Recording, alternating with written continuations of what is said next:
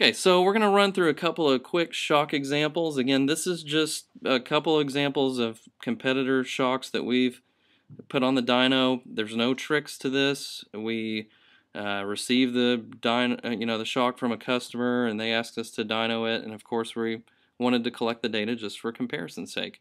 Now anybody could do this, and again, we're not massaging the data or making any changes to it. So I'll call this one the venerable old standby. So this is a very common shock that's on the market that everybody probably has owned a car that has used one of these before. It's a very good shock, and for the money, you really can't go wrong with it. So two things that we're showing on here. And so again, this is a PVP plot. And as I said, it takes measurements at key points on the graph, and that's why you can see the graph is not perfectly smooth. It's has little straight lines really that connect together to make a graph, and that's because it's taken those single measurements every 1 inch per second.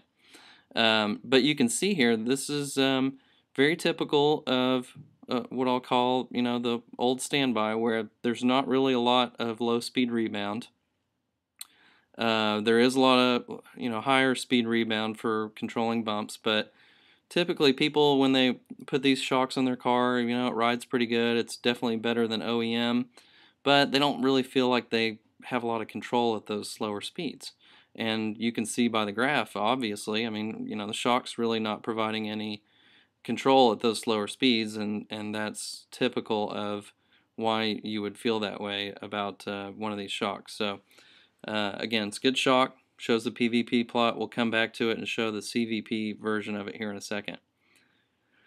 Now, as I stated, I have a little box there over the lower speed. So driver input, this is what you typically feel if you're giving feedback to somebody about your shocks and you don't like the way it reacts, let's say on turn in, this is what we're talking about, is this slower speed.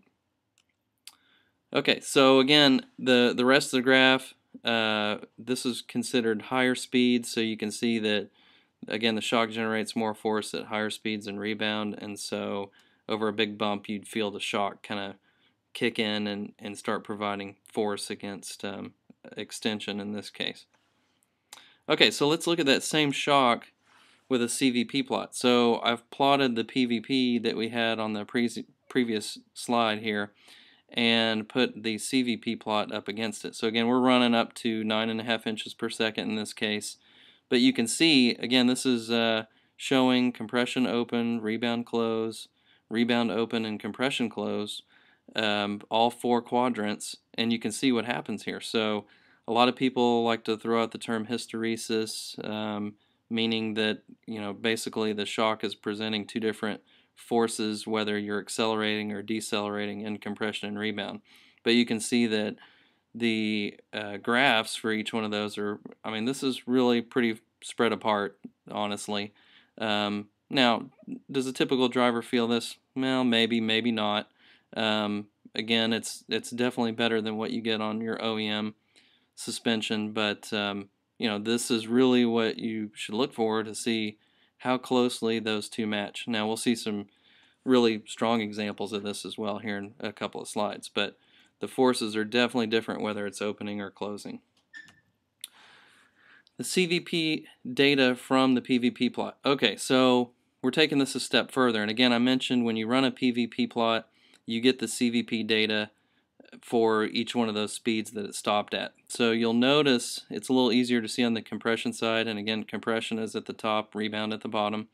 You can see that, again, we're drawing the graph based on a peak measurement at each one of the speeds, and you can see how the squiggly part of that graph actually touches our PVP blue line as it goes through and draws a graph. So again, now what we're seeing here is this is measurements taken in this case at a 1/2 inch per second, 1.5 inches per second, 2.5, all the way to 9.5 in 1 inch increments. And we can see how drastically different at those slower speeds the shock reacts. So again, this is, when people talk about really high-end monotubes, the force as it accelerates and the force as it decelerates is very close to the same.